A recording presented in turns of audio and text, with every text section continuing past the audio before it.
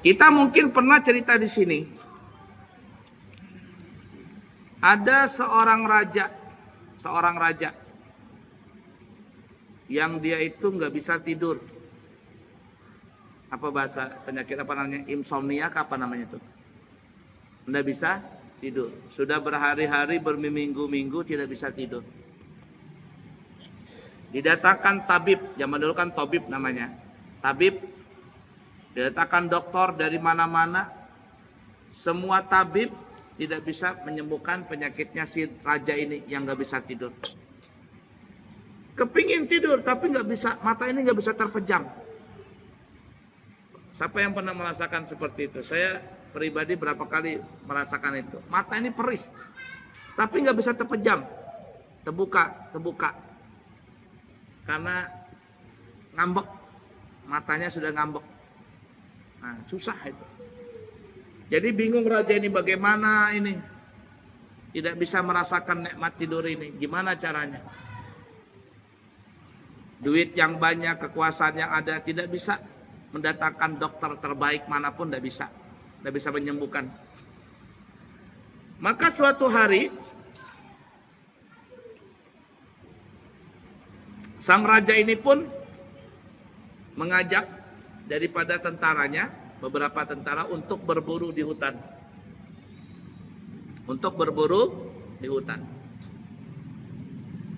Jalan-jalan di hutan, tiba-tiba di tengah hutan dia melihat ada seseorang yang sedang tidur di bawah pohon. Tidur di bawah pohon dengan nyenyaknya. Dan orang ini nggak tahu dengan kedatangan raja dan tentaranya. Saking apa ya? Saking enaknya tidur. Raja tadi ngelihat, ya Allah, enaknya tidur ini. Nikmat sekali tidur. Padahal tidur cuma di bawah pohon, nggak pakai spring bed, nggak pakai apa, tidur begitu, belapakan begitu, tenang dia tidur.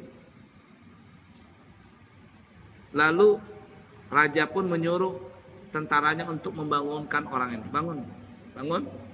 Ketika orang dibangun, dia kaget, ada raja di depan, bersimpuh di depan raja. Kata raja, tenang. Aku tidak menghukummu dan aku tidak mengganggumu. Bahkan aku minta maaf telah mengganggu kenikmatan daripada tidurmu. Tapi saya katanya minta maaf raja karena saya tidak tahu engkau datang. Tidak apa-apa, kata raja. Lalu raja ini bilang, wahai bapak, bahasa kitanya, bapak kok bisa tidur nikmat begitu? Cuman di bawah pohon, nikmatnya itu tidur, gimana caranya, katanya. Saya ini sudah berhari-hari nggak bisa tidur. Saya kepingin tahu apa tipsnya supaya bisa enak tidur itu. Tabib sudah memberikan saya obat ini, obat itu, nggak bisa juga saya tidur. Kata orang ini, saya ini tidak ada punya tips ya raja.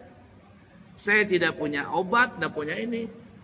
Cuman saya ini bisa tidur kalau saya habis cari kayu bakar.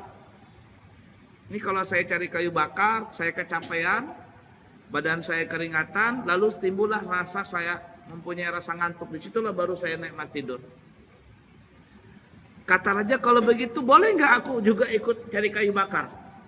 Orang ini kaget, ya raja, engkau raja, bagaimana mungkin engkau cari kayu bakar? Kata raja, nggak apa-apa, aku mau ngetes saja. Tentaranya nggak bisa lagi mengelak, nggak bisa lagi melarang. Apa yang kemauan raja, sudah. Kalau engkau mau ya raja, ayo kita cari kayu bakar.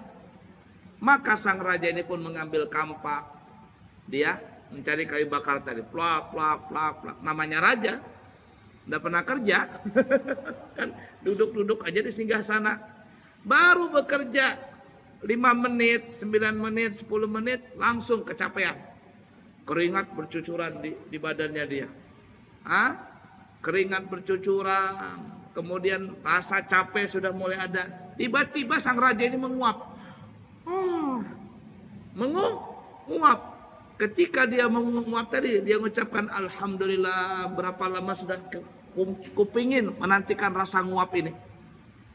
Alhamdulillah saja bisa nguap. Kata raja, kalau begitu ini sudah mulai ngantuk, saya tidur.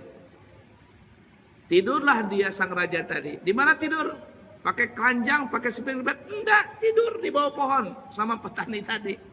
Tidur, semua ajudannya nggak ada yang berani bergerak, nggak ada yang berani bicara, diam, jagai raja tidur. Kenapa? Karena kalau raja bangun bisa bahaya ini. Tidurlah raja tadi, mengorok, rok. Sejam ibarat kata si raja ini tidur. Bangun dari tidurnya, alhamdulillah, terima kasih ya Allah, Engkau berikan aku nikmat tidur. Ternyata nikmat tidur itu bukan kudapatkan di ranjang spring bed yang ada di kerajaan. Di pohon sini aku bisa tidur. Setelah itu raja pun mengucapkan terima kasih kepada orang ini dan raja pun memberikan hadiah begitu banyak kepada orang ini. Coba lihat ya. Orang yang tidur itu ternyata bisa jadi lebih lelap orang yang tidur di bawah pohon itu. Dan itu sering kita lihat. Orang-orang yang kerja bangunan, tukang-tukang, para pekerja itu kalau dia sudah kecapaian, ya Allah, tidur dimanapun dia bisa. Nah kita terkadang tidurnya di spring bed, pakai AC, nggak bisa tidur kita malam. Ya enggak? Ada pernah saya dapat video dikirimin sama orang. Saya lihat di media sosial. Ini orang ojek apa ya, tukang ojek kalau nggak salah, apa namanya itu? Yang itu ojek online tuh. Nah, dia makan nasi bungkus. Makan nasi bungkus.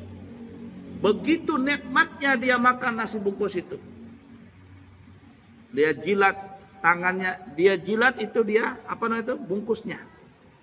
Orang yang ngelihat ternyata begitulah rasa nikmat itu didapat begitu tuh.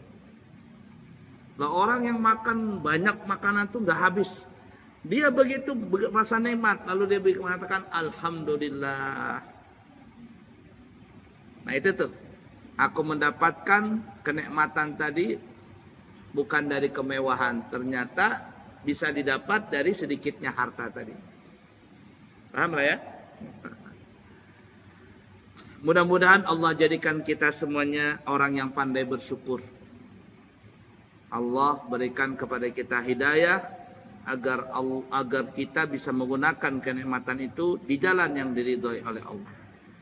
Semoga Allah mengampuni dosa kita, menerima segala amal ibadah kita, dan menjadikan kita semuanya mati husnul khatimah. Allah ridha kepada kita, kita ridha kepadanya. Mendapat syafaat Nabi Muhammad SAW dan masuk surga tanpa hisab bersama kekasih kita Nabi Muhammad sallallahu alaihi wasallam. Amin. Allahumma amin ya rabbal alamin. Pondok Pesantren Al-Islami Nur Anwar mulai tanggal 1 November ini sudah siap menerima pendaftaran santri baru untuk ajaran 2026-2027. Siapa tahu Bapak Ibu punya anak yang kepingin sekolah di pesantren, kita lengkap. Ada tingkat SD, SMP, dan SMA-nya. Ijazahnya pun resmi dari pemerintah. Nah, jadi silakan mendaftar kalau ingin anaknya sekolah di pesantren kami. Kemudian insya Allah nanti tanggal di bulan Januari 2026 kami ada keberangkatan umrah di bulan Rajab. Harganya 32 juta dari Balikpapan selama perjalanan 12 hari.